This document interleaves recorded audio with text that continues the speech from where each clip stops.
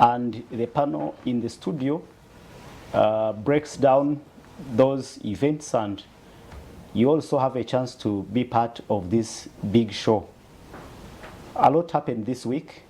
We, of course, appreciate those who were part of the Independence Night at Canaanland in Makerere Chikoni last evening. Those who traveled long distances from across the country, we believe that you were blessed, and we wish you a safe journey back home. This week, we are looking at two major events. One is the announcement from the United States government, specifically the State Department, announcing fresh sanctions against 4 senior police officers. And we'll be digging deeper into the effects of these sanctions, whether possibly now they are soon starting to bite, or they can continue to be ignored. But also, we'll be looking at the prerogative of mercy. His Excellency the President this week granted pardon to 2 convicted individuals, former government officials. And this matter has raised concern within sections of Ugandans who think that since this is not the first time, it is not the second time the President has been pardoning or granting pardon to people who had been convicted on cases of corruption, this could undermine the efforts to fight corruption in Uganda. I've been joined, as usual, regular panelist, Dr. Jared Wanzala, a gentleman from the Republic of Chirinya. United Republic of Chirinya. Welcome to the show, and we missed you last week, but you're here. Yeah, thank you, Apol. Good morning to our esteemed viewers. I'm happy and to be here, and my apologies. Last week I had something to do out of town, but you are always on my heart. Sure. Greetings to my colleagues in the studio, and looking forward to 2 hours of deliberations. Thank you. Dr. Wanzala is a public policy researcher, but he's also a lecturer at Uganda Management Institute. Comrade Daniel Rugarama is a scholar. He's a Pan-Africanist, but also a lawyer. He is the chairman of the Pan-African Movement. Welcome to the dialogue once again. Good morning, comrade. Good morning to my brothers in the studio and our esteemed viewers. I'm glad to be back. Good. We are also privileged to have on the show this morning Marlon Agaba. And Marlon Agaba is a strong crusader in the anti-corruption war. He is also the executive director for Anti-Corruption Coalition Uganda. Marlon, I'm pleased to have you here. Yeah, thanks very much, Apollo and colleagues. I'm quite excited to be back to the dialogue. I really feel at home when I'm here. And a very good morning to our listeners and viewers. Wow. Thank you so much, our viewers. Like I said, you can be part of this conversation. You can send in your comments and observations on these 2 issues. We'll be starting with the prerogative of mercy. It is within the powers of the President, enshrined in Article 121, Clause 1 of the Constitution of the Republic of Uganda. Yes. And that article, specific article, gives power or powers to the head of state, the fountain of honor, to grant pardon to any convict. And this week, His Excellency the President granted pardon to John Mahanguzi Kashaka, the former permanent secretary to the Ministry of Local Government, and late Henry Bamutura. These 2 were sentenced to 10 years in prison in 2014 for causing financial loss to government amounting to 4.2 billion in what was widely known as the bicycle scam. Instead of serving the whole 10 years, Mr. Kashaka served only 5 years, 2 months, and 9 days. And according to the sentence, Bamtura and Kashaka were supposed even to compensate government, to return the money that was stolen during that bicycle scam. But now that they have been pardoned, actually Bamtura died. May his soul rest. But Kashaka will not return anything. Well, I will quickly start with Marlon Agaba. I talked about the feeling now in a section of Ugandans that possibly these actions, though generous they could be from the president, will undermine the efforts to fight graft in Uganda. From your side, what do you think? Yeah, thanks very much, Apollo. And as you have rightly said, of course, the president has the prerogative of mercy, and Article 121 of the Constitution, of course, based on recommendations from the prerogative of mercy committee envisaged in there. Of course, also its formation and operations have been quite disputed, but anyway, that is maybe a matter for next time. But yes, it has the prerogative of mercy as provided for in the Constitution.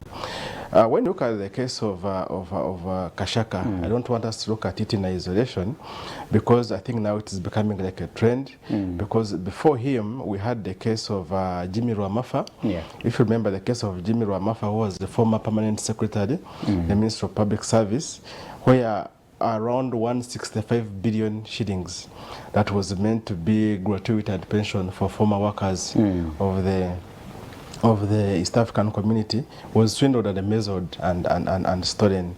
He was also pardoned, and no payment. The payment was also cancelled as well. You also look at the case of David Chandi Jamwa, the former MD of NSSF. He was also pardoned. Yes, the prerogative of mercy is for the president, but now when you look at corruption, when you look at these cases, I think there are things that we need to really look out for. One, look at the amount of effort and time taken to prosecute these cases. We're talking about the bicycle case. That is the case of 2011, because the bicycles were meant to be procured to facilitate the 2011 elections. So that is the case of 2011. And I think the conviction at the High Court happened in 2014, and we're in 2024. Just look at the amount of time it has taken, the investigative agencies, the prosecution, the courts. You look at the case of David Chandi Jamwa, it spent over 10 years on appeal alone at the Court of Appeal. But eventually it was also had and determined by the Supreme Court, and Kashaka at the Supreme Court. The same with the case of Jimmy Rwamafa and his colleagues. The cases also took like 10 years in the judicial system. So when you look at the effort put in, and then at the end of it all, when you are seeing some light from it, and then the pardon comes out, I think it is discouraging even to the prosecuting agencies. And then when you look broadly at the war against corruption, the key deterrents, of course, have been prison and paying back what has been stolen. So when you pardon somebody from serving their sentence, at the same time you also pardon them from paying the fine, you have taken away the two most important deterrents when it comes to fighting corruption. And like I said, that is quite disheartening. Another aspect that I want to make is the aspect of the victims. When we talk about the billions that have been swindled, like in this case of Kashaka, they had been ordered to pay back 4.2 billion. Look at the victims. This was money meant to buy bicycles for LC1, for our local councils who are very poorly remunerated, local council chairpersons and parish chairpersons who are very poorly remunerated, but to enable their mobility in terms of the work they are doing. So when the money is stolen, people are convicted, and later forgiven, and there is no recovery at all. You look at the case like the NSSF case, for instance. Who are the victims? It is us, the savers, with the NSSF. It is us, the savers, that will pay for that. Okay, maybe the savers are a little bit okay, but look at the pension case. The pension case, this was money for former employees of the East African community. I remember at one time we used to bring some of the would-be beneficiaries of this money. Elderly in their 60s and 70s, they were living basically a destitute life. Money was stolen by when you look at the judgment of Justice Gidudu, by officials in the Ministry of Public Service, in a private bank, Bank of Uganda, Ministry of Finance. It was a syndicate. But at the end of it all, there is no recovery, and nobody is talking about the victims. They would be beneficiaries for that money. So I think it is a time that we also need to, because justice is two-way. We really need to put a human face on corruption. Because corruption is not a victimless crime. There is a victim. There is a victim, and corruption also kills. Because when we were interviewing these real would-be beneficiaries, like in the pension case, these were people who had worked for the community. They expected to get their gratuity and pension, but was swindled, and they died really destitute. They couldn't even afford basic services. So as much as you may say maybe these people have been released, they are elderly, they are old, but also justice has to serve all sides. They were beneficiaries of this money that these people misused. Where is justice for them? I think we really need to bring out that aspect. So broadly, of course, broadly as a country, I think this also confirms that our government is not committed at all to fighting corruption, especially high-level corruption, and we have been saying that, and I think now the actions are affirming that, because when you look at the high-level corruption, I think the highest to have been going has been permanent secretary. And now when you see the two permanent secretaries who have been convicted being pardoned. At ministerial level, we don't have so many convictions. I think we only have like one former minister, the one who was for labor, who was convicted after he had even left office. So when you look at the high level in terms of permanent secretary, in terms of ministers, the few good cases you have had that have been confirmed by all courts, you only have them being pardoned. And then I think it really affirms that when it comes to some high-level corruption cases, is not there. Thank you so much, Marlon. And let me hear from Dr. Jared Were-Wanzala. For the case of Jimmy Ramafa, the pardon was granted on the account of old age. I think the same case with the Chandi Jama, it was an account of ill health, I think, but there was intense lobbying for that, action. But I can't be sure that His Excellency the President made his decision, or the committee made the decision, possibly having been influenced by that intense lobbying. But for the case of the most recent case of John Kashaka, no clear reason was given as to why he was granted pardon. What do you think? But also as you submit, Dr. Gerard, you can also in future be a beneficiary of presidential pardon. But not for theft, at least. You never know. Not all thieves are not stolen. But the bicycle thieves stole. So what do you think, Doctor? Anyway, of course, my colleague has articulated it very well. But for me, I'll look at this in two perspectives. The first one is the area of justice. We, the public, we are the victims of corruption. True. While I respect the decision of the president to exercise his constitutional mandate to pardon the people, but you know, if you have given someone reprieve to stay home for the period remaining, for us who are funding the inspectorate of government, which is spending billions and billions of taxpayers' money to recover most of these stolen funds.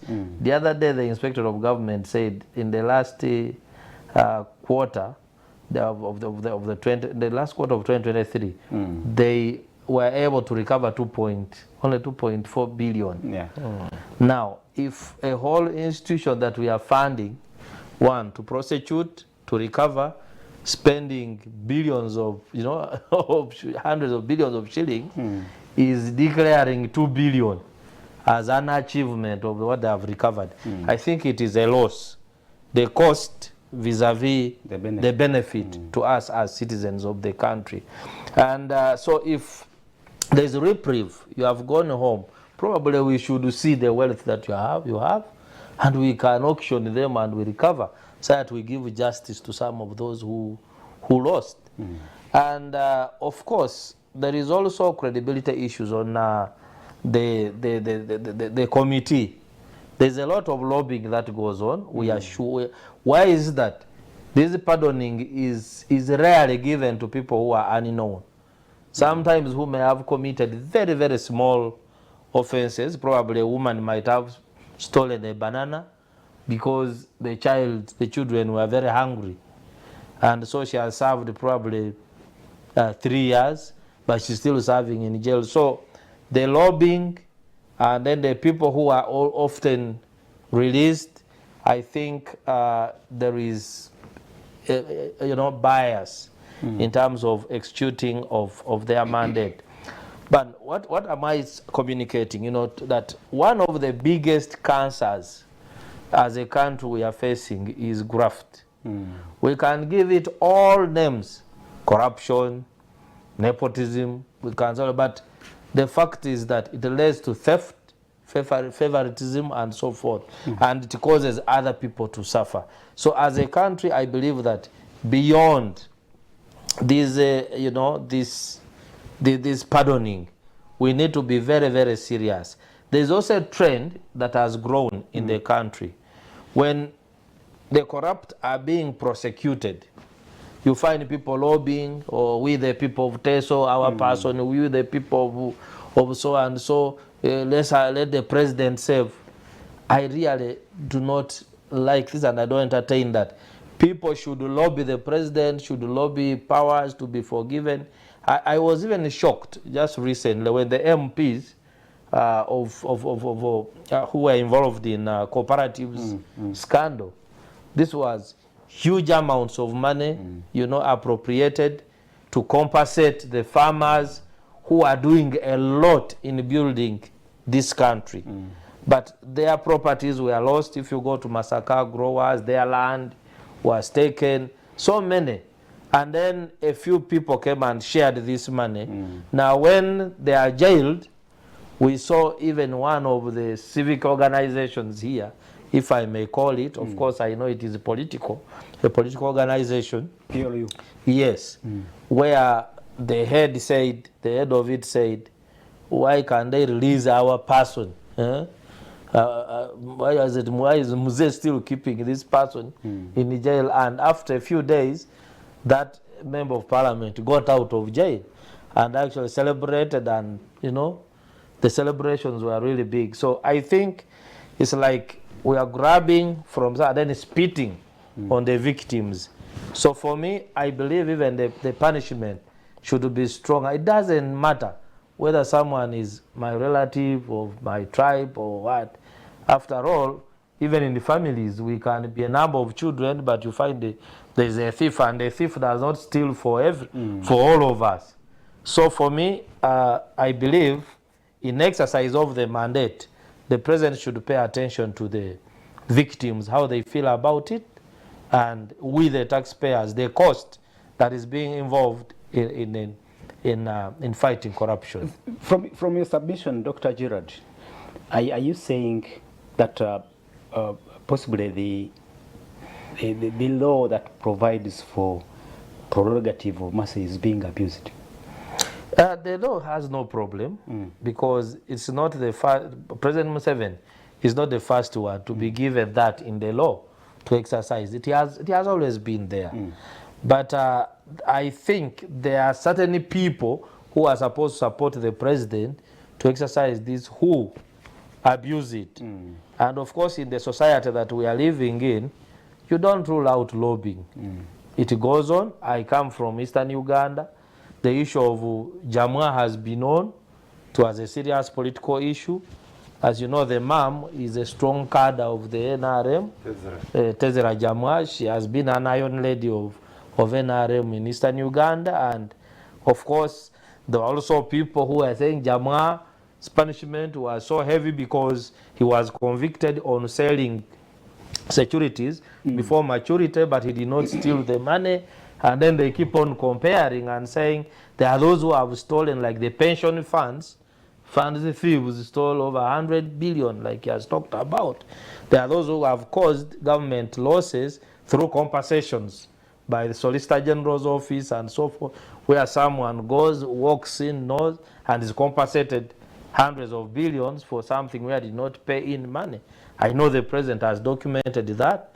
He has spoken about it.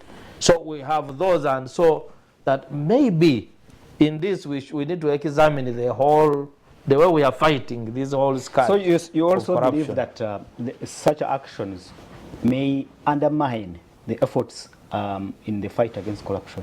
Absolutely. And by the way, the problem is bigger than that.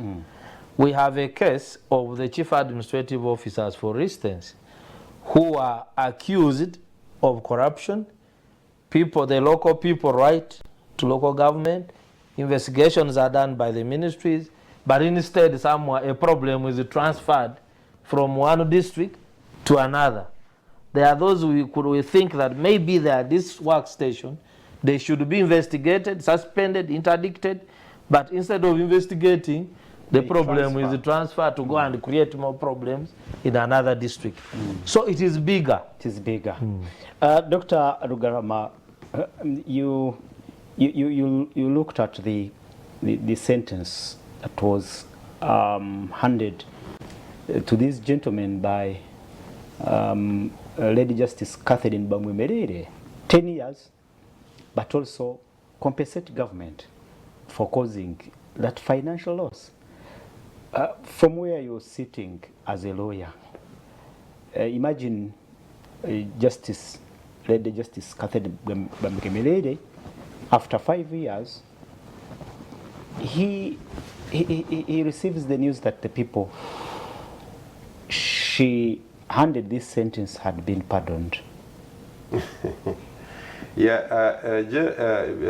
Prince Apollo, the truth of the matter is that Justice Catherine would have done her work.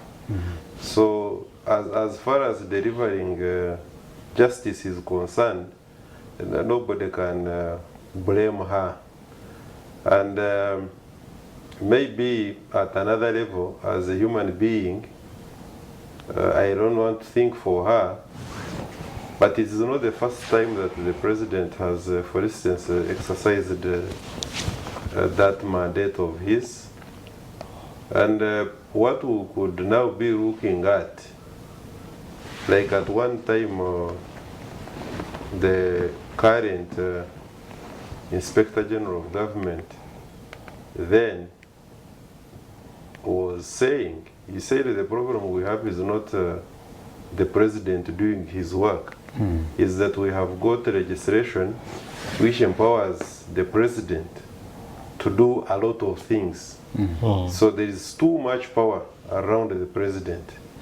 What we have to do, therefore, as a country, is to make sure that we take away some of that power and we vest it in other people. But for your information, and exactly what you know, His Excellency the President shares those powers with that committee on prerogative of mercy. Yeah, when you look at the committee itself, and I think my colleague in the Anti-Corruption Coalition is labored a lot, and to explain that, the only thing I can add is when you look at the layer, the participants on the committee, probably we need to add about 1 or 2 more layers, such that by the time the president hands the cremas of mercy, the information really has been considered by a number of layers of people, and such that we can confidently go out in the public and say, well, I think really so and so deserved it. That is at the level of the presidential pardon.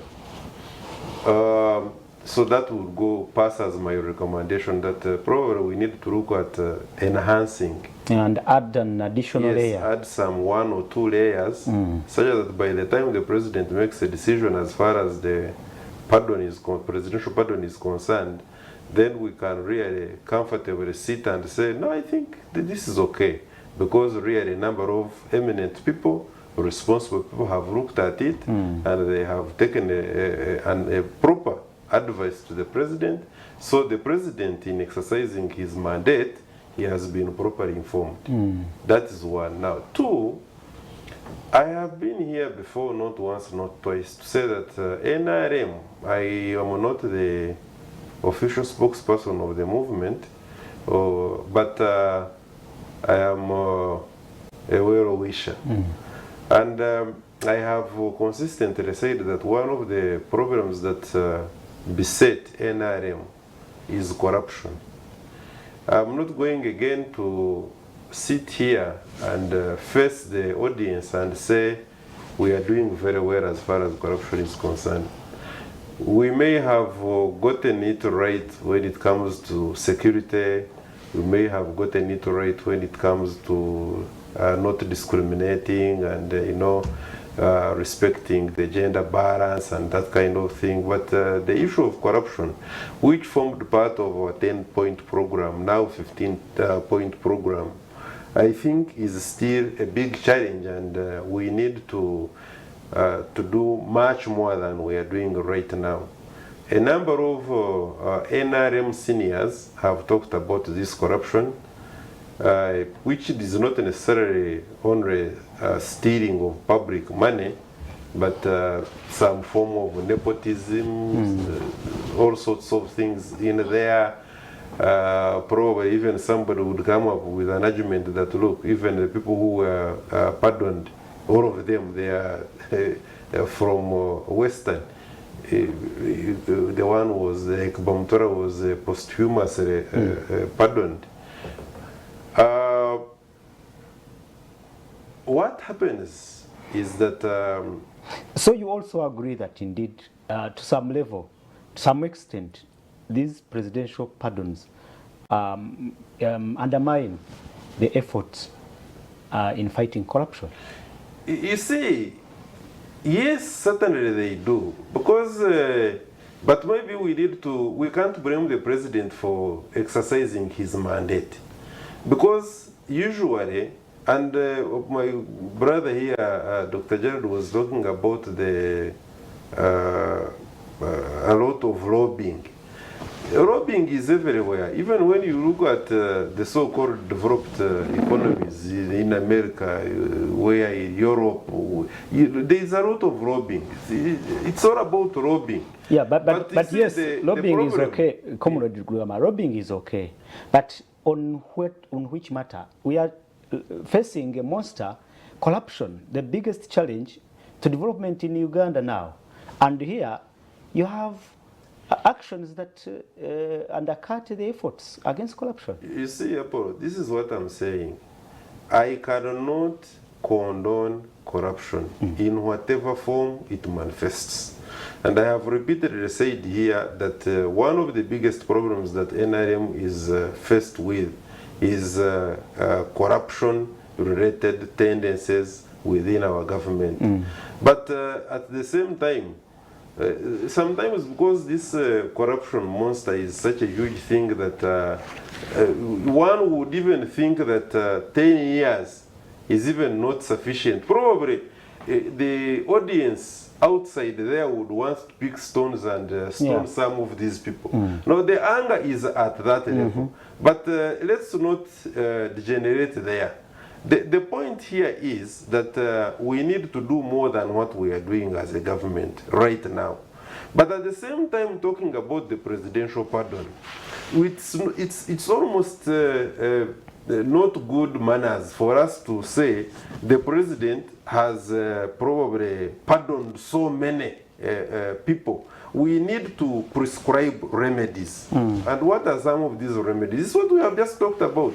If the president, for instance, we look at, because we are the opinion shapers, if we realize that the president is at the point of probably abusing the mandate, what do we do?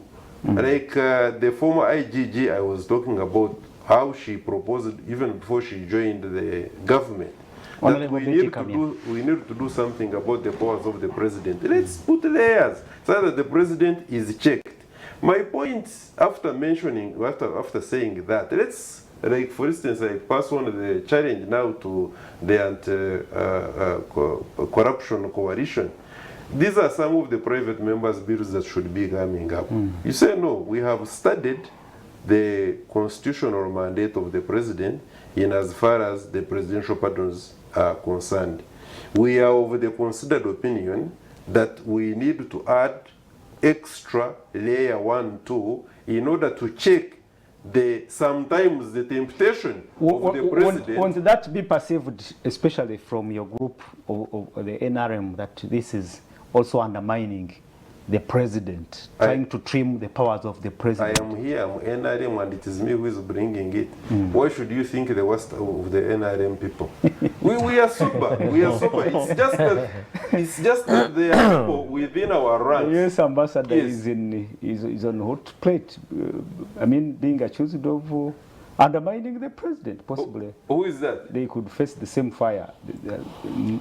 Okay, conclude. You know what I'm saying is that I can put it on record, please, because some of these things I believe you keep them, so that the future will hold us. You recommend accountable. A private member's bill? Yes, absolutely. To trim the powers of the president. Look at not necessarily trimming. Let the president be better advised. Okay. Yes, but maybe on concluding on this, I think the number of anti-corruption agencies, both government and non-government, that we have, we must now admit that the problem is not on how many agencies are fighting corruption.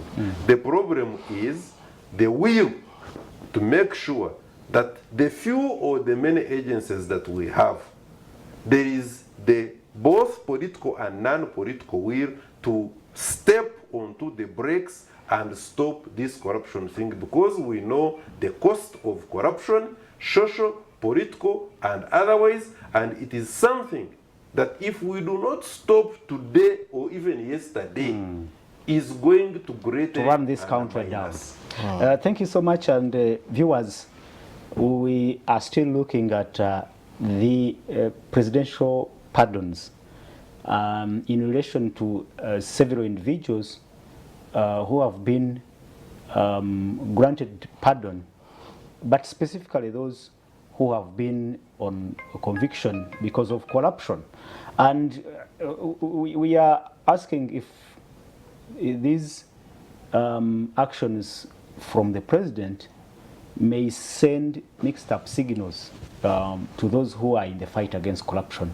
You can send in your comments and observations on our number. The producer will run it on the screen. Send on WhatsApp, send on SMS.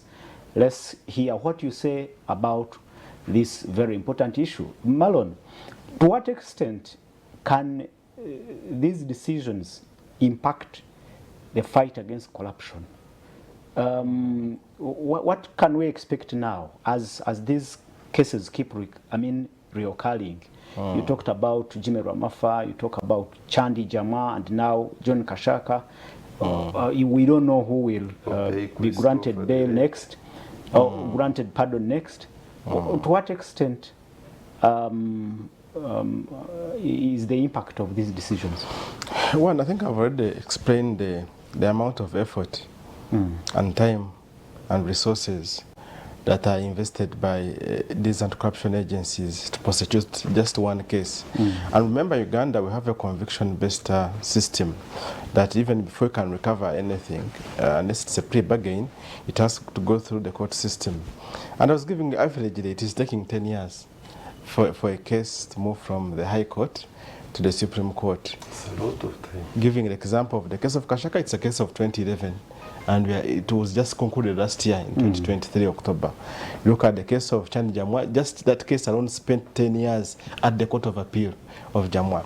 So you can imagine the amount of energy in investigations in terms of resources that is put in investigation, then the pardon happens. I think it also really weakens the institutions. Yeah, it takes away the morale. I'm asking the impact on the side of you people who are in this fight. What will be the impact? What is the extent of that, of the impact from such actions? The impact is that it emboldens the thieves. It emboldens them. And I think, unfortunately, our president has come out with actions that I believe embolden thieves. One, of course, the pardons is one. And like I said, it's becoming a trend. Because if in the space of 1 or 2 years, you have had 3 high-profile convicts of corruption, some of them certified by the Supreme Court, and then they are pardoned. That sends the wrong message. I mean, it really empowers the thieves. Secondly, we have also looked, even before that, the statements by the president go slow on the thieves because they are stealing and investing in Uganda. I will not run away from my friends because they are falling into problems. I mean, statements like that really, I think they really put out the gas when it comes to fighting corruption, and they embolden the thieves to do more. That's why you are seeing people now are much more emboldened, and scandals are coming up every now and then. And you'll see even a number of cases that are similar in nature of broad day robbery happening. And looking at these cases, okay, there has been corruption where at least some services were provided, maybe substandard. But in this case, it was pure embezzlement. Not even a single bicycle was delivered. Of the 70,000, not even one was delivered. Or when you look at the pension case, of the 165 billion for compensation, not even a single person was compensated. So here you're looking at high-level impunity. I mean, yes, I mean, high-level impunity and embezzlement. And that's why you see people, even at Parliament, emboldened to do what they are doing because of that impunity. Where, I mean, you saw it, billions of shillings being wired to individual accounts and the way they are swindled. And the other things that have come out happening because of that level of impunity that we have been building over time. And if we don't check it, I mean, it is really, now, really a time bomb. On the side of the judiciary, the judges who sit in those big chairs to deliver sentences, what could be the impact?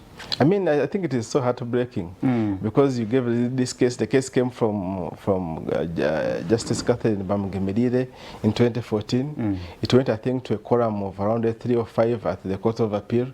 Then there was a quorum of 5 at the Supreme Court. So you can imagine, the judicial minds. I was reading the Supreme Court ruling, 51 pages of ruling. And of wisdom and look at the effort that was put in. It was, and the quorum was chaired by the Chief Justice in the case of Kashaka, and the legal minds that were put to this, and then the case is finally concluded, and then boom, the pardon happens. I think for any person it is really heartbreaking. Look at the prosecutors who have prosecuted these cases. Look at these agencies, the heads of these agencies. Look at the judges. Look at the heads of these different institutions. I mean, it is really heartbreaking that after you have concluded these cases, then something like that happens, and there is no really, to me, I think there is really no justice at all, especially for the victims. Thank you so much, Dr. Jared Werewanzala. He talks about these decisions emboldening the thieves. to steal more or mainly to steal with impunity. Do you also recommend that possibly the powers of the president should be revisited, or we create another layer like he said? What would be recommendation in this case? I think what he proposed holds water, because one, who sits on this prerogative of mercy committee, and then two, what informs their ideas to generate the lists of those who are, who are to be forgiven. And then three, if you look at the trends in the last 2 years, why is that now those being pardoned are the corrupt?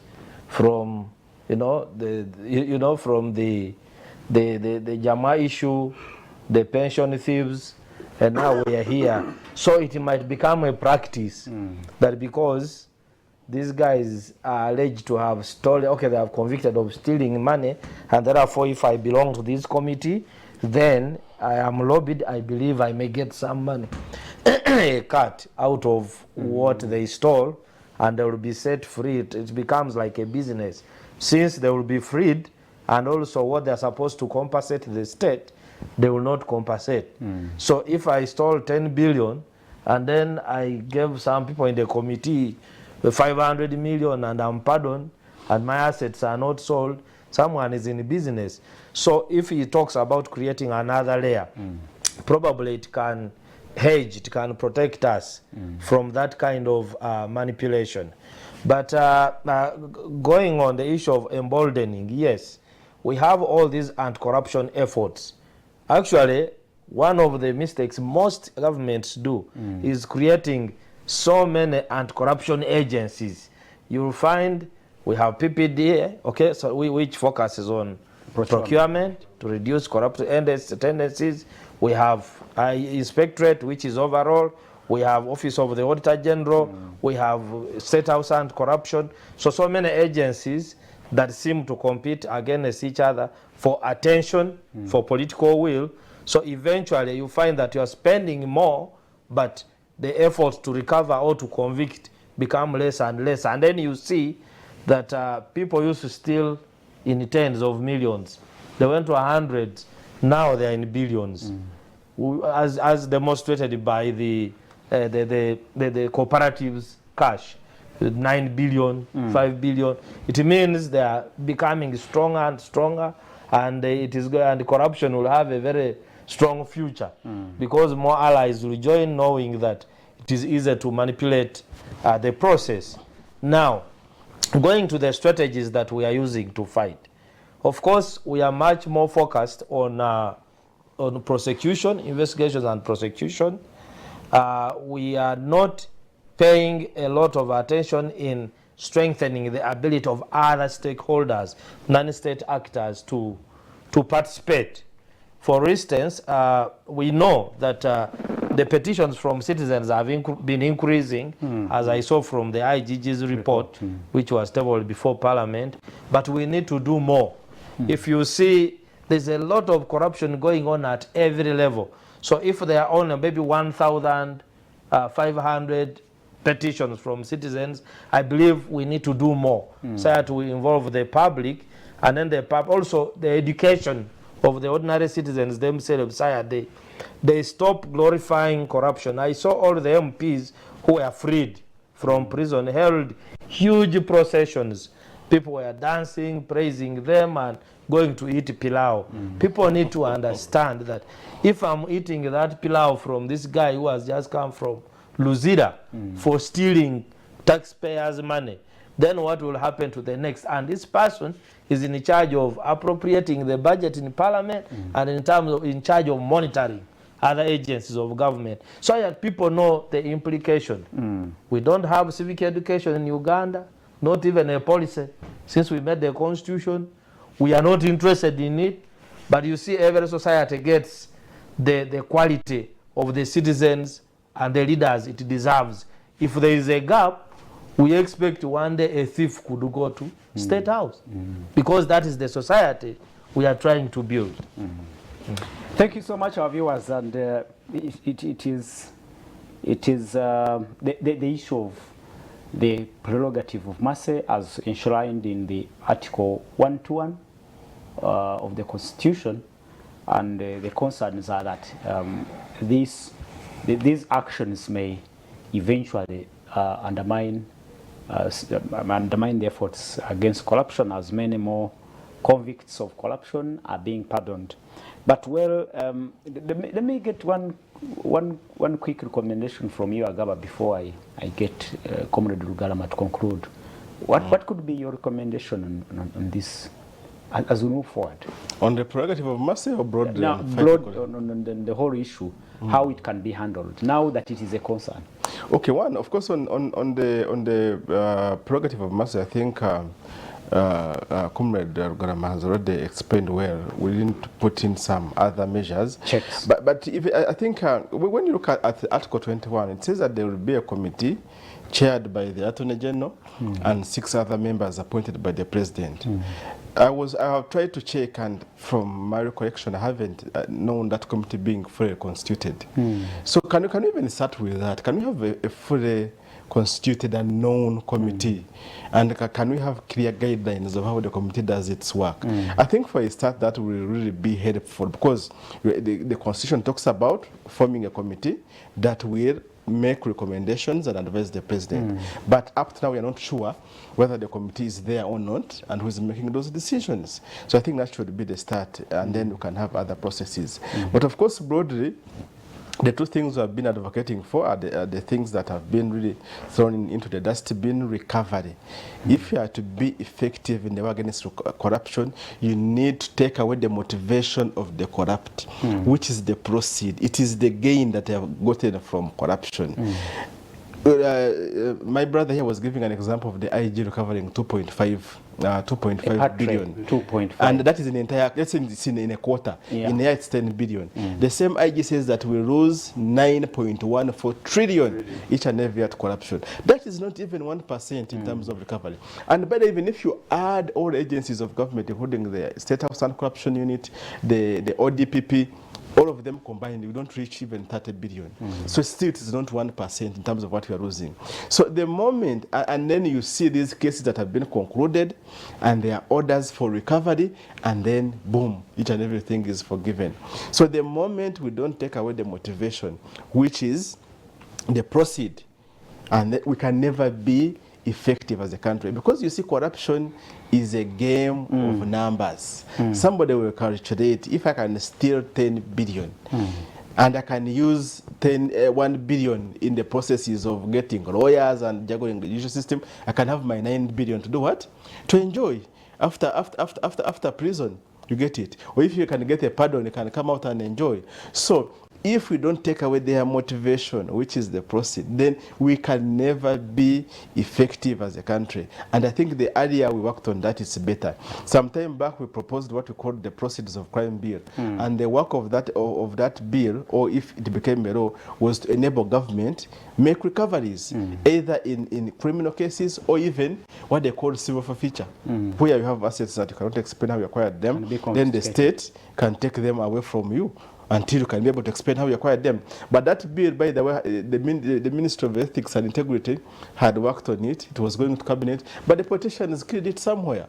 So I mean, if we are going to be effective, we need to recover back what is being stolen. Recently, we're having cases in a district where there's a district where public servants sent 2.9 billion to civil servants. I mean, somebody supposed to earn like $1 million, they are sent 10 million, then they're told to bring back the balance in cash. You get it, 2.9 billion was lost in just a single quarter. Wow. By just paying civil servants over and above what they should be earning and asking for the balance in cash.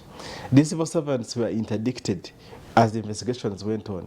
But because the court case is still going on, and I think there are guidelines in terms of how long somebody should spend interdiction, they have now come back to office. Wow. No recovery, cases are still going on, they are now fully back in office. So I think really we really need to get serious as a country, and let us start in getting back what is stolen. Thank you so much, our viewers. One message here. He's called Musera. Musera in Buikwe. He says, thank you so much, Dialogue. I appreciate the panelists, but the president seems to be forgiving his friends. Well, it is his opinion. It's a long message, but I edited it. He thinks that possibly these people have connections. These who are being granted pardon, the person at the other end seems to say that these people have connections who are actually benefiting from this presidential pardon. You can keep those messages coming in. Tell us what you think about the presidential pardons and what its effects to the fight against corruption. In just 1 minute, comrade, aren't we losing the fight against corruption? Hearing from what Maron has submitted, hearing from what Jared has submitted. Just in 1 minute, we conclude. Unfortunately, we seem to. I go back to our Honorable Betty Turgo Mwekamya, the IGG. The fight against corruption is simple if we are committed to it. Lifestyle audit. I've finished. But lifestyle audit must be accompanied with other actions like he said, confiscating the law, enabling you see confiscation. what is that's the happening in, purpose in Zambia. You see what is happening in Zambia, for instance. Achirema, the president. Because we have the Leadership Code Act now. Yes. But you see how it was president has bypassed got a in very Parliament big, the other day. How has it been effective? What I talked about the commitment, the political will. This whole thing boils down to the political will. You remember when our sister here, the IGG, brought the lifestyle audit, and what she was told that no, the other area Go slow. You go slow. So what I'm saying is that as long as we accompany the lifestyle audit with the political will, that commitment that nobody is above the law, there is no any section of the community that is going to survive this, it is very easy to know that this is what I earn and this is how I have acquired this. Thank you, comrade. We are going for a break. When we return, we look at the sanctions, the fresh sanctions that were announced this week, and these are targeting security officers. Specifically, 4 police senior officers were handed travel ban, and this time the sanctions extend to even immediate family members, and we will be again asking the questions around the efficacy of these sanctions and whether they will soon start biting. Let's go for a break. When we return, the dialogue will be taking you in the next hour looking at those patent issues. We go for a break and return after this short while. Don't go.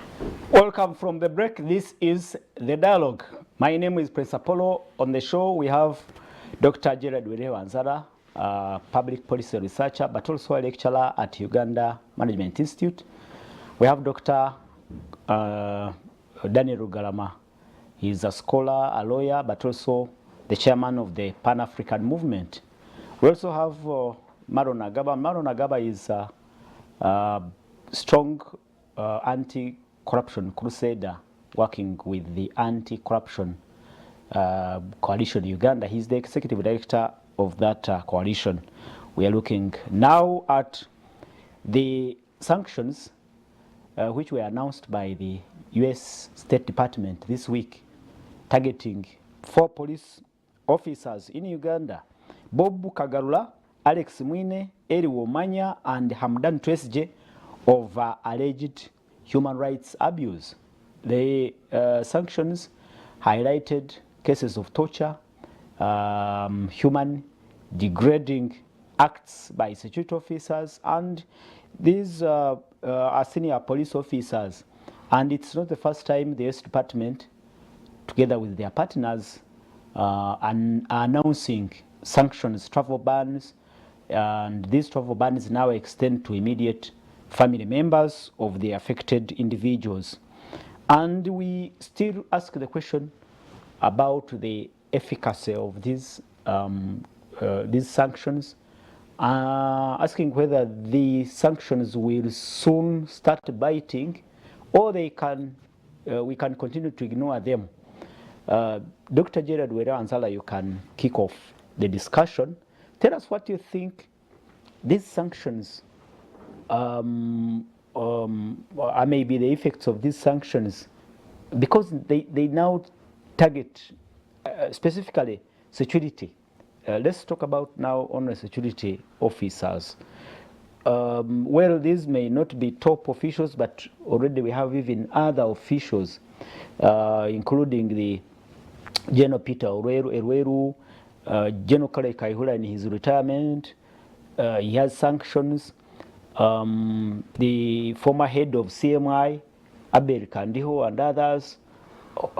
Can we continue to ignore these sanctions as inconsequential? Thank you very much, Apple. That's a very important topic. It's important because it affects the citizens of Uganda, but it also affects the relationship between our country and other countries, especially those that are trying to impose or that are imposing these sanctions.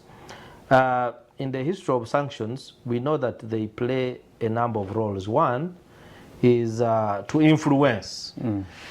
If a certain country believes that it has some values that it wants to pass on to other countries within the global community, then they adopt sanctions as a way of maybe influencing governance, behavior, and so forth. As you can see, I will give even an example. We are registering our coffee farmers. Are we registering them because Uganda wants them registered? No. It's because the European Union is saying we don't want to buy the coffee that is being planted where forests are being cleared. And this one, we have embraced it very, very positively because we are going to sell that coffee there and we get money. While this one is negative because it's trying to influence how we are directly governed. Now, the other purpose of sanctions is they are a deterrent measure that you impose on people who are holding certain positions of responsibility to deter them from doing certain actions that probably some violations that violate rights of others. And of course, the other is restitution, that the lawyers know it, that if something wrong was done against someone, can you look for a way to reinstate the status quo, that someone who suffered this injustice can probably now be compensated for A, B, C, D. So now, after looking at those objectives, let's look at the reasons why they impose these sanctions. The major reason that they raise is the issue of human rights violations. If you trace back Uganda, maybe the last 20 or 30 years ago, when the NRM came to power, one of the points among the 10-point program was to eliminate all forms of what? Of violations of human rights, protect and promote the human rights of Uganda, because the NRA had accused previous governments of gross human rights violations. And we saw that during the LRA, and other rebellions, when Ugandans suffered a lot of human rights abuses, like women raping in northern Uganda, people deprived of homes and so forth. Even Uganda found it prudent to invite the UN Human Rights Office to open an office in Kampala. And Uganda reached out to institutions like the ICC to come and investigate cases of abuse by the Lord's Resistance Army against the citizens of northern Uganda. Now, later, what are we seeing in Uganda? We have seen, especially after 2016, then come to 2021, every time we have an electoral cycle, there are serious contestations, and then you find that even the Uganda human rights documents a spike in the number of human rights violations in the country. Looking at this specific case, it happened around the COVID time. It was also in the middle of the electoral cycle, where a number of people were starving. Of course, we had standing orders in the country that to prevent COVID movement. But we saw that, for instance, politicians on the ruling side would distribute food and no one touches them. Then for the case of, say, Zake in Mitiana, he's distributing matoke and he's beaten. Viciously, by the way. And this is not happening to politicians. So at that time, a number of us who were independent actors were saying that is COVID seeing only those who are on the opposition side, or COVID sees even those who are on the ruling party side? So to me, the whole matter, and then the arrogance with which the officers acted, you know, I don't want to say that this is a blessing. These guys, some of them do it with the blessing of President Museveni or the regime, but sometimes some are too vicious to the extent that you wonder that if someone acted this way when the cameras are there, how would he or she handle you when you are in the private? And from then on, we saw allegations. You even saw an embarrassing scenario in Geneva, where they were discussing the human rights situation in Uganda, and some women stormed the meeting, and then eventually the meeting had to stop. Later, Uganda reacted by closing the UN office in Kampala. It is no longer the Human Rights Office in Kampala. It's no longer there. So the trends point that there is something wrong that is going on. And therefore, what does it call? Instead of us threatening, because today you'll threaten the USA, which is putting $1 billion in our budget here in HIV. Actually, if you go to CDC, the ARVs for HIV patients who we have in millions. Center for Disease Control. Yes, it is being paid for by the US government under PEPFAR. If you go to reproductive health needs, our government is almost putting there nothing. It is USAID, EU, those that are women who access family planning and so forth through marriage stops and others. If you go, of course, people may think that China is doing a lot by funding infrastructure. Yes, we appreciate. But we also need other partners in areas that are not funded, that sometimes we don't see. But they are playing a critical role. If you look at the population growth rate of 3.2%, without you meeting the family planning needs in the country, what are you going to do to the population?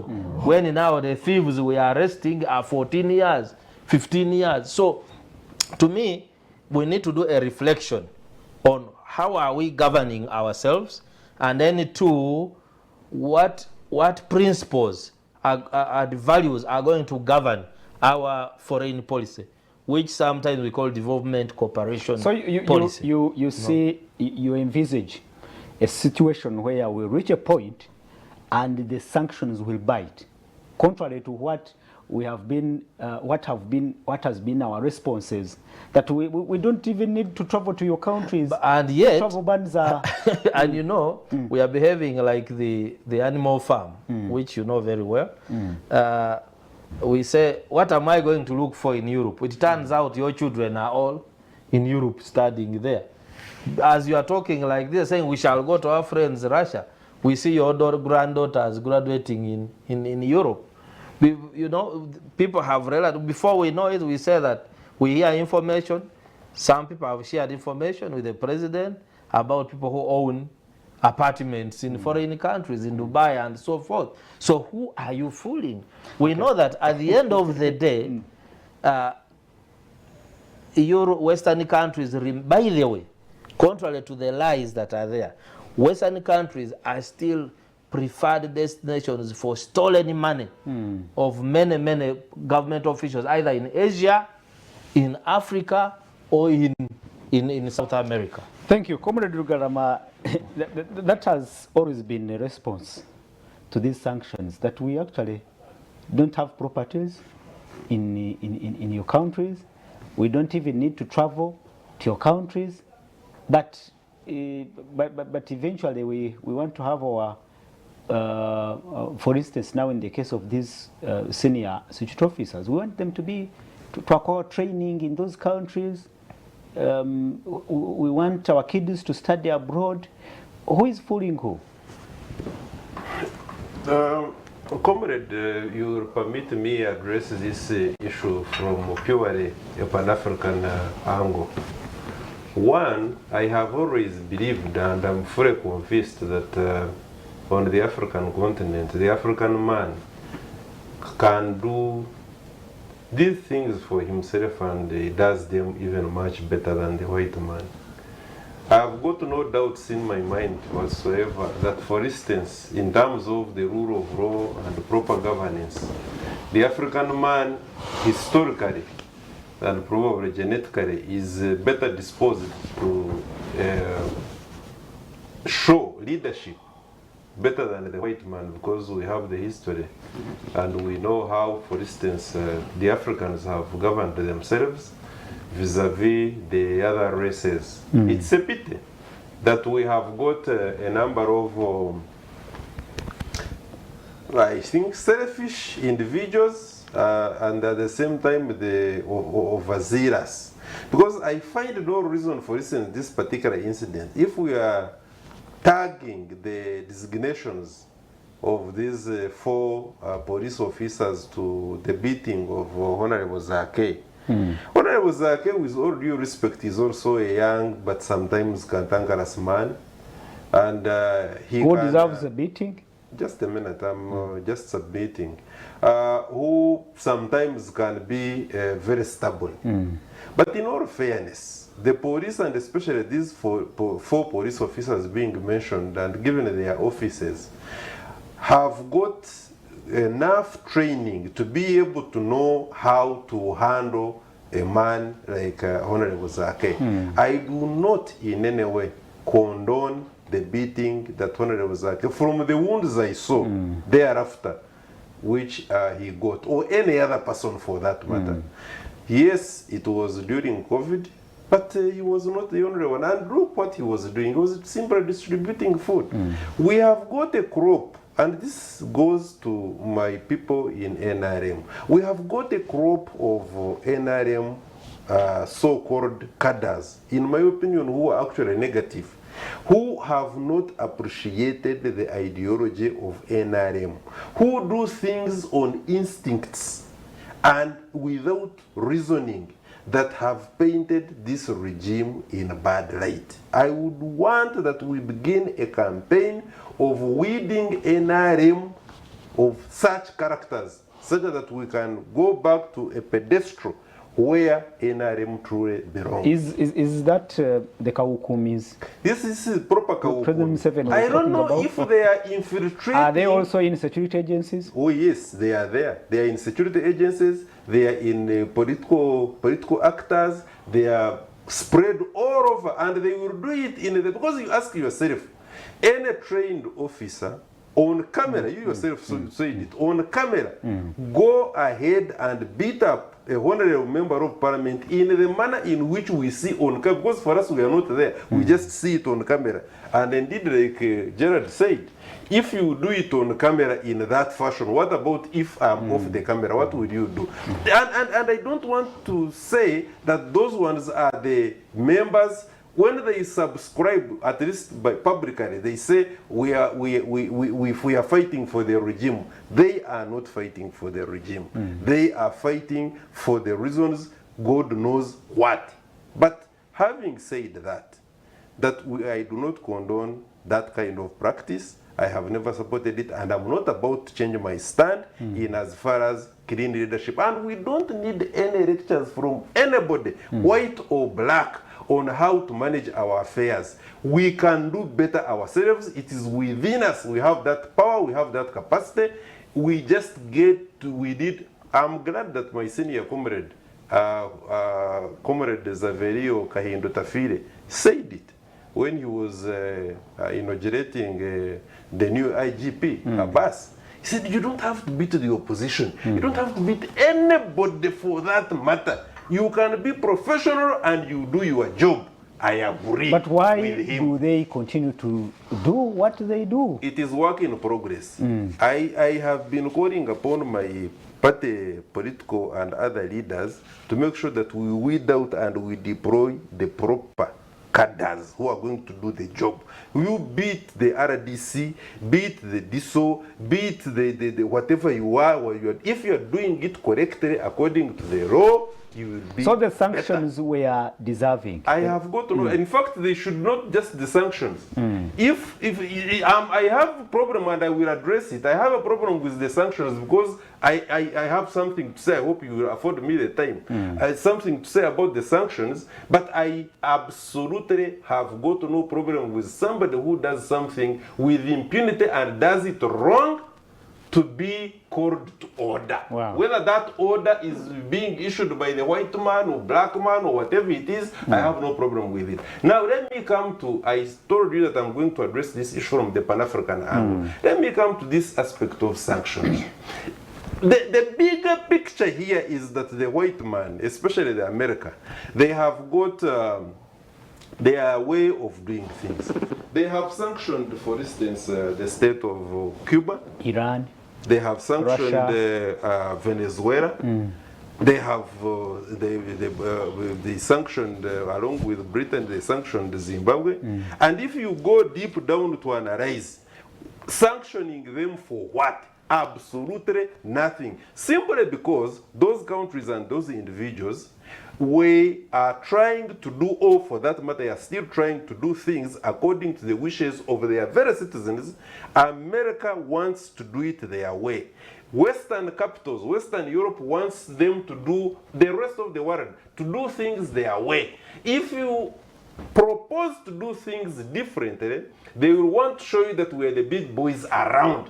Now, I do not want Africa or any other part of the world to do things wrongly and turn around and say, look, we are being sanctioned simply because we are doing our things. No.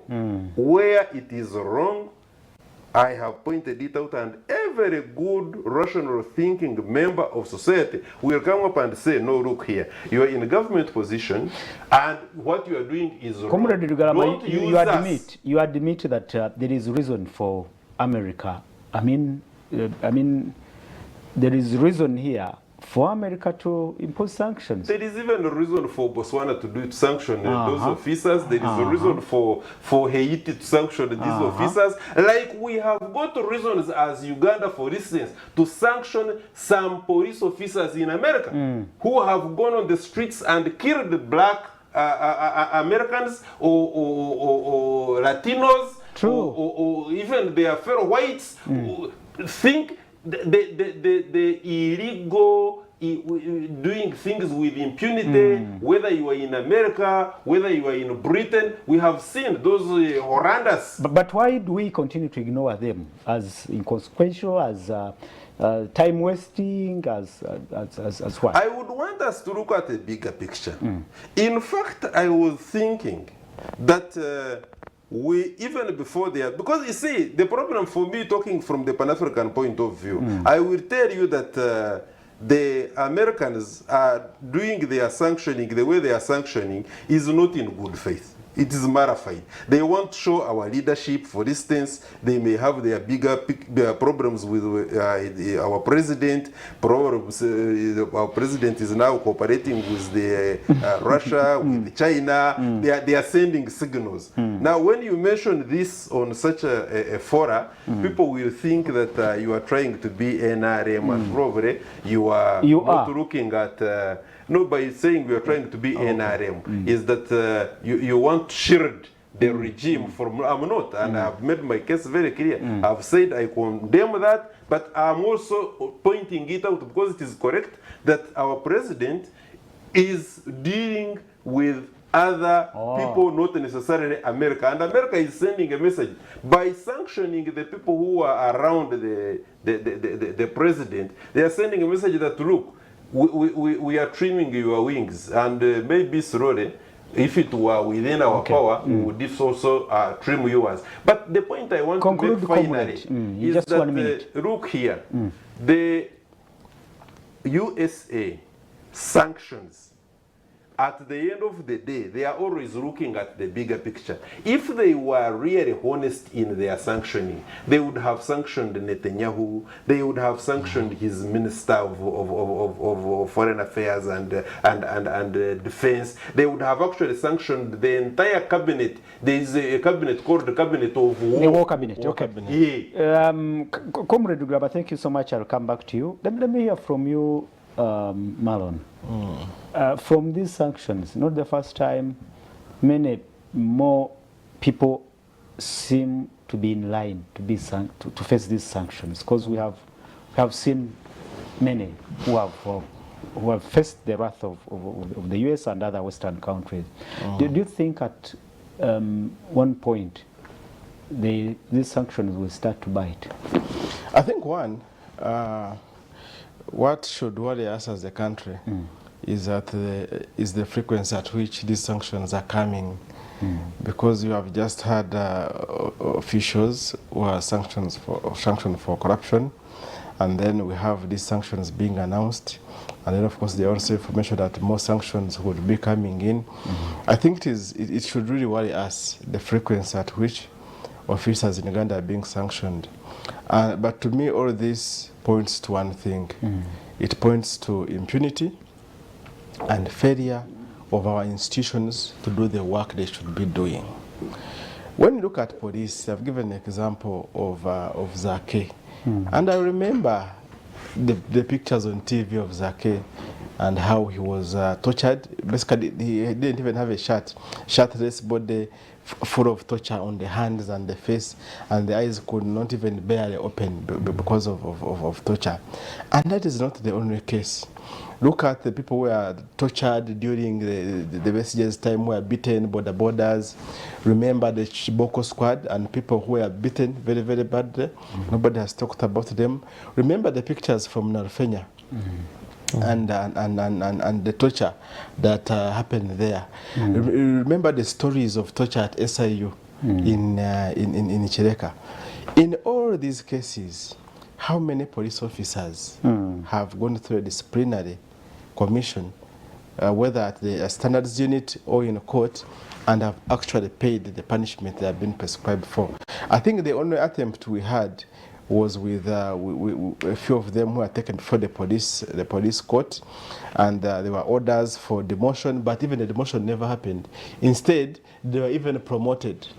I think when you look at the MS system, at least the MS system is fair, because somebody would be taken and tried, and you see that there's just, I don't know why it is so hard to discipline police officers. So I think yes, they have a police standards unit. Yes. So I think it is in regard to that impunity that you see countries like America coming in. Even me, I'm not so very much a big fan of the Americans because of the double standards. Has given the example of Israel and the bombardment, including bombing hospitals, bombing children on oxygen, denying people basic things like food and energy and water. I mean, you have seen all sorts of human rights violations in Palestine with full support of the Americans, including supplying the warplanes and bombs and diplomatic work. Anyway, but the double standards put aside, I fully support these sanctions. You're asking whether they will have effect or not. For me, I think it is better than not having any kind of system altogether, because what the Americans are saying, they're saying that we are stopping you and your family members from going to the United States, which is fully within the rights of the Americans, because even Uganda can stop anybody from entering Uganda. We have had whites who have been deported by the government of Uganda. It has happened before. So it is within the powers of America saying that we don't need you on our several land. occasions, the people who are slapped with these sanctions say, anyway, we don't even have intentions to travel I think one, to America or UK. I think one, it is bothering. That's why you have seen the government of Uganda issuing statements. If it doesn't have any effect, why would they issue statement? But also second, you find that somebody has, I mean, Dr. Jed has talked about the issue of education. It could be medication. Most of the people in government get their medication from abroad. Most of their children go to study abroad in UK and in the US. So it may have an impact. But also the financial systems we use They are controlled by the Americans, like the SWIFT system. And by the way, like for us, we manage projects. There are provisions you sign up to saying that you are not supposed to deal with anybody sanctioned by the US, the UN, or European Union. And it is very clear in agreement that you are not supposed to deal. So, and you see, if those provisions extend to banking systems and money transfer systems, it can have an impact, yes. So basically having individuals who are moving with basically a stone on their head. That's why you are seeing that some of them who have been sanctioned, eventually they have left the government. So all key positions in the government. I don't want to go into names, but you can look at the former head of CMI or the former CDF or whoever, they are quite a number. Eventually, because of those restrictions and because they couldn't do the work so effectively, they had to be put in less demanding tasks. So yes. So these sanctions, what is the motivation? These sanctions in the long run, what could be the effect. motivation behind continuous, engagement in these acts of human rights violations by these individuals? Because you would imagine that possibly these people are learned, like these four here. One of them was the commandant of SIU Chirika. At that level, somebody has the knowledge that about these sanctions. Then another one was an investigator and interrogator at SIU. Then another one, and others in CMI who have been. Is it out of ignorance that they continue committing these torturous acts? What could it be? When you look at the human rights curve of Uganda, I usually call it a wave. We have had scenarios where we have done quite well in terms of observance of human rights, but for most of the period, even under the NRM government, we have had serious cases of human rights violations, whether it was during the Bush War, post-Bush War, during the LRA war, then opening up of political space 2001 with basically coming on the scene. I mean, we have had human rights violations throughout. For instance, the government of NRM, but even before that, the violations were there before, whether it is under Obote's regime or Amin's regime. And there has not been deliberate efforts at addressing those human rights violations deliberately. And I think that really, in a way, has been part of us and part of the system. These officers, I think, in a way, find themselves in a system that, in a way, in some circumstances, permit that, especially during elections. We've seen happening. You saw in 2020 what happened: shooting of people. I mean, how many were shot in just 2 days? Were they over 50 or 60 or whatever? Over 50. You saw the same with Kasese. Dr. Gama was saying how work can be done differently. It is within us. We need to address it really.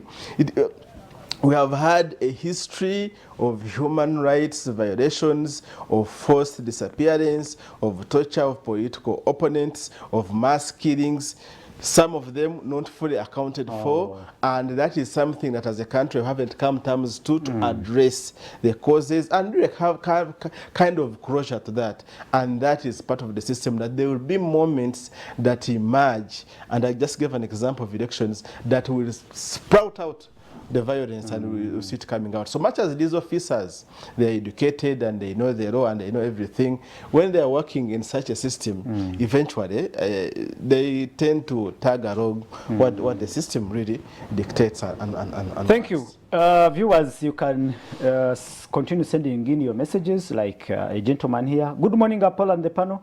It's just a matter of time. These sanctions are biting. These officials just talk far in front of cameras, but behind closed doors, those guys know the truth. They are they are mind of themselves, not knowing that they are tarnishing the image of the country and the relationship with the outside world. Some of these guys just need firing squad. The sooner the better. That is your opinion, but we thank you for watching and making that contribution. Good morning, Wapola. I want to entirely agree with Comrade Rugarama. The sanctions are okay for anyone who works against the law. But my concern here is, why do we have to wait for USA to be the one sanctioning us?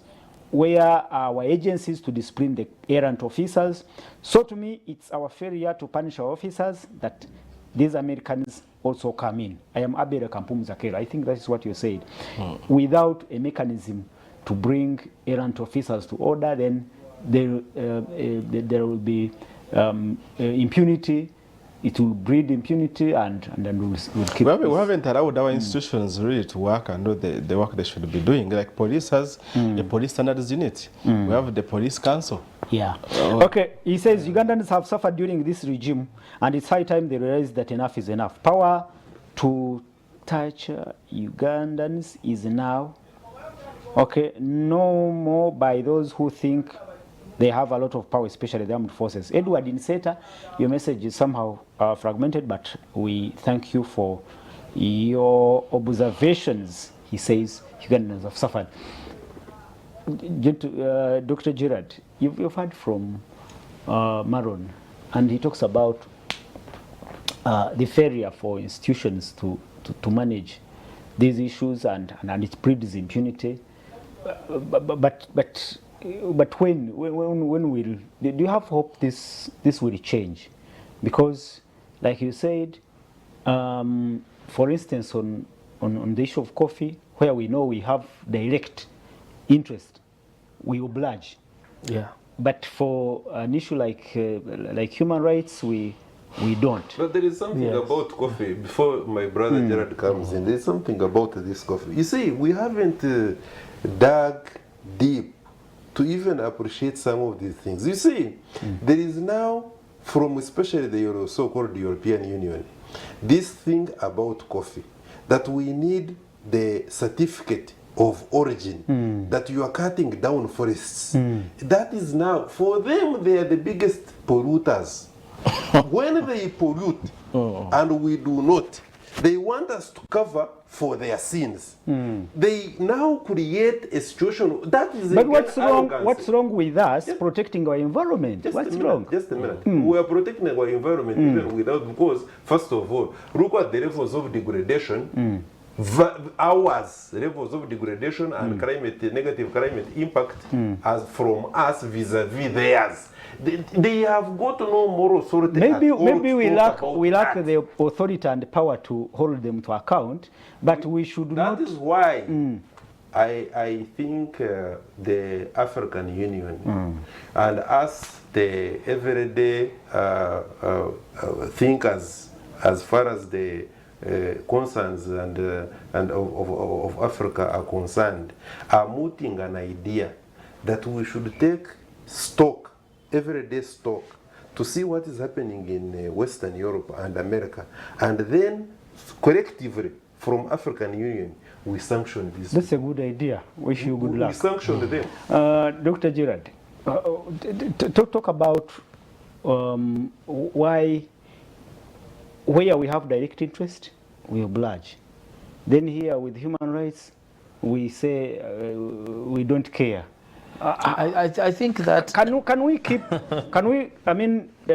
remain in this? I mean, can we make, is this strategy sustainable? Now, if I agree, for instance, with what he's talking about, but if I also may ask, why can't we also establish local mechanisms to overcome things like theft of public resources, and especially from the powerful, and then the human rights violations? Because I think human rights violations is a tool for power retention, because most times those who are violating these rights of Ugandans pretend to be supporters of the regime, and I would believe so, because if they were not supporters, why wouldn't we have the local mechanisms to bring them to book? I'll give an example. When the General Kale Kaihura was arrested, and then his close henchmen, Agasirwe, Aguma, Nixon, and so forth, the sections of Ugandans were very happy. They celebrated. Those who were tortured in Alfenya, those who lost women who were being killed around Wakiso without any proper investigations, there are people who are being kidnapped and they died. They said at least this time the president has done us something very good. Today, as I speak, you will just hear General Kayola pardoned, Agasirwe pardoned. Now, as I speak, among the whole clique, no one is under trial. They have all been Pardon. freed.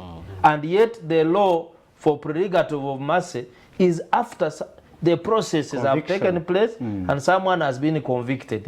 So why isn't this power abuse? Doesn't it fuel a violation of human rights? I think it does. And for me, I think certain things, probably the head of state will stop soiling his hands in mud. If you give the example of the impunity now in our third arm of parliament, of government, the second arm actually, the legislature, where you find 529 people plus about 400 technical staff are saying, but the legislature is only getting 1 trillion. How many are you? You are about 1,000 people with 1 trillion. If you have a budget of 72 trillion, and then you share with the rest of the 44 million, 44 point, how much are they utilizing? Before you say this is very little. Actually, that's unfair. Because your role is not we are to make a spending road, 1 trillion on less than 1,000 people. Exactly. And then when you hear instances of corruption, even when an MP whose motion was signed by over 1/3 of MPs appears and says, no, the issue was not only about what you ran to court to do. It was also about this, that, and the evidence is part of. Say, that one was concluded. So why can't such characters be sanctioned? Because there are no mechanisms we are doing locally. We lack mechanism locally to handle the matters. That is why I think mechanisms are there. the Our Americans problem is the impunity. will. and the Western countries are coming in. That's what Dr. Says. Good morning, Mr. Apollo. I'm Ivan from Jinja. According to my view, all sanctions in Uganda are to the people who are serving Museveni's interest, not knowing that later it will affect them personally. Do you agree, Comrade Graham? No, unfortunately, this is what I was saying. They do it not knowing that it will affect them personally, because at one point this senior officer will have an opportunity either to go and study in Canada or America or UK, but they will be denied that opportunity to go there. Or their family members. Let me tell you, this is what is surprising. I have had an opportunity to interact, because some of these people, by the way, in some of these positions now, at our age now and the level of education, probably we were in school together, or we have met, interacted somehow. Now, you realize that guys simply become overzealous, and they do things well knowing that this is not the government position, but if I do this, probably I'm going to get some favor promotion and or some what? promotion. You can imagine that kind of thinking. But I can assure you this is not the government position. And I don't need to be the spokesperson of government to tell you that the majority of these things you see which are being done wrongly by sometimes government officials are actually not government positions. Now, But do these people know? But Comrade Rugama, for the case of security officers, we know that they take orders from above. Interestingly, let Those me orders tell you, must come from somewhere. let me tell you, even the coming from somewhere, even that somewhere you are talking about, by the way, could also be thinking that if I command my people to do certain things, the way the regime is going to look at and say it is proper, probably I will Why get then a promotion. then doesn't their superiors, hold them to account? Let me assure you and the audience. If of it is this, not we have the policy we have got very professional people across the board, but unfortunately, even in the same ranks, we have got very absurd characters who will do things once in, because this is not an everyday occurrence.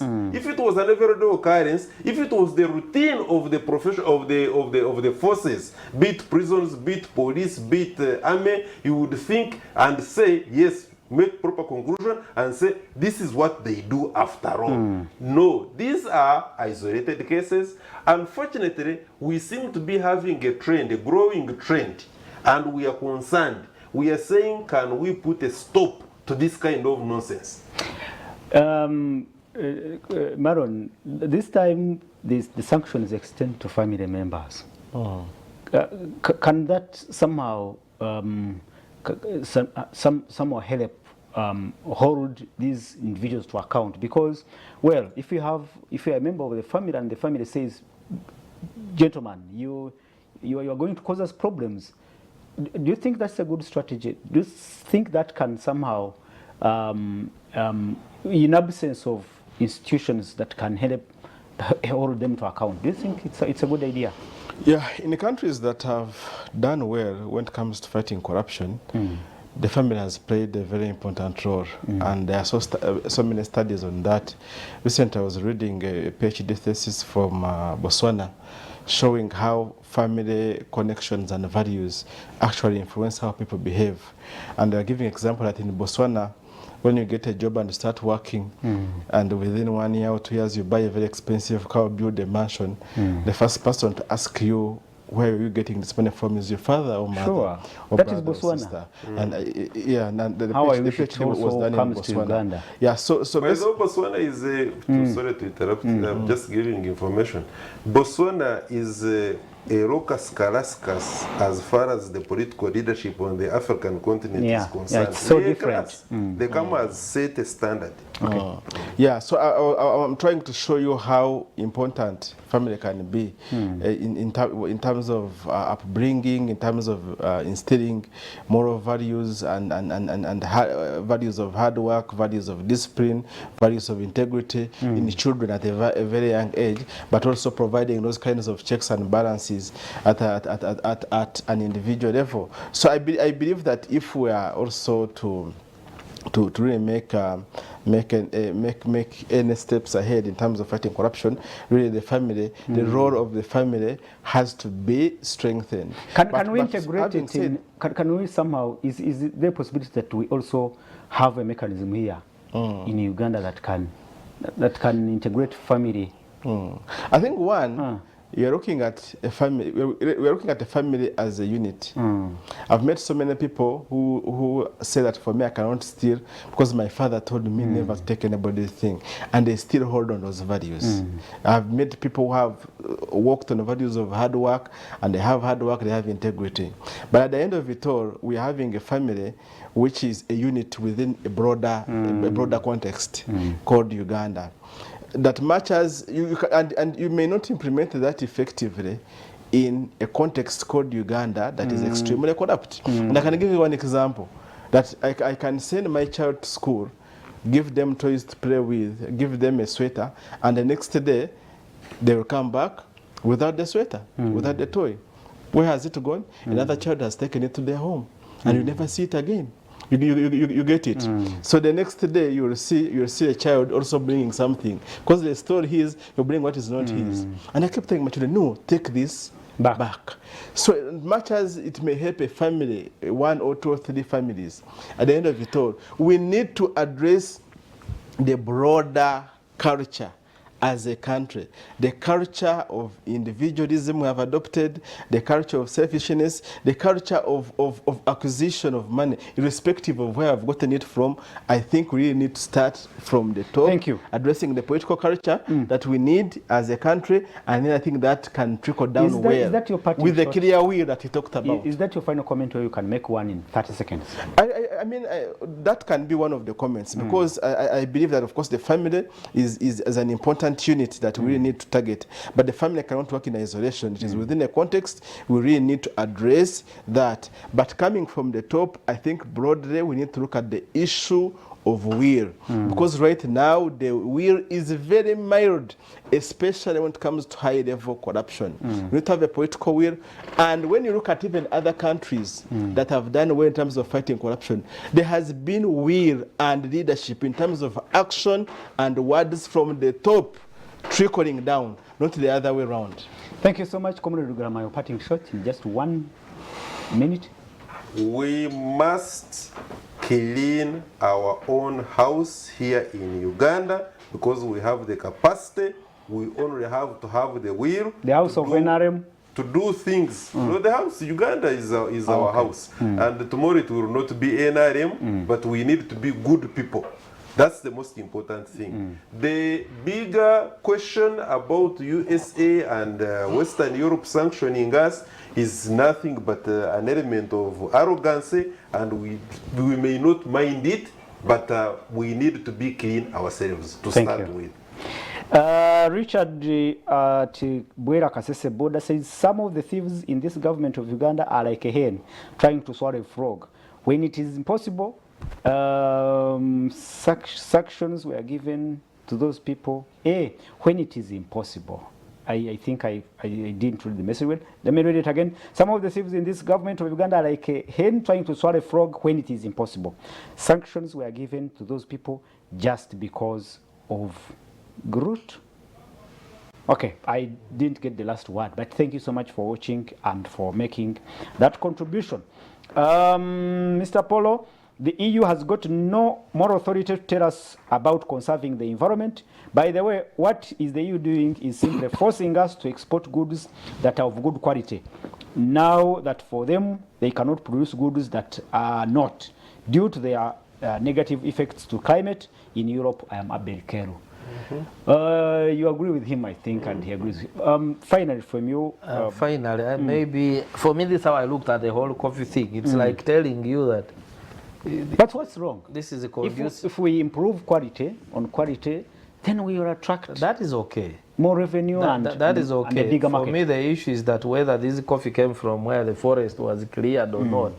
It is like, how about if I have more than enough forest and I wanted to take a decision on to increase the acreage of coffee, to improve the standard of living of my people. So it's like you are telling me how to use my natural resource, which is God-given. Of course, the issue of the environment, we are all concerned. Yeah, true. But I think we need to think about it deeper.